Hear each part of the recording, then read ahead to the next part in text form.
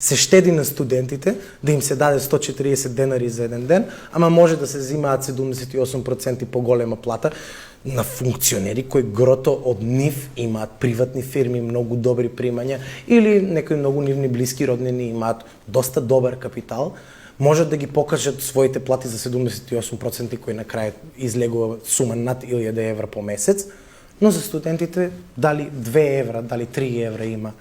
дали 3 евра има по ден и плюс им се ускратува веќе постоечки поедок кој законски ги следува во студентските домови. Тоа значи дека имаме проблеми. Тоа значи дека или некој намерно ги уништува генерациите и им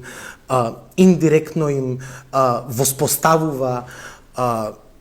една слика за тоа како ќе се одвиваат работите во иднина и како се одвиваат сега, тоест ние функционерите, во која класа сме, а вие обичните работници, која класа сте.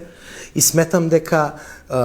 тоест, најверојатно студентите само тоа ќе треба добро да седнат да го размислат и ги охрабрувам да седнат тоа добро да го размислат, зошто некој јаде бифтек за 150 денари, а зошто некој скоро па и да не може да си дозволи бурек и јогурт, како што рековте, за 140 денари. Тоа е проблем. Но верувам дека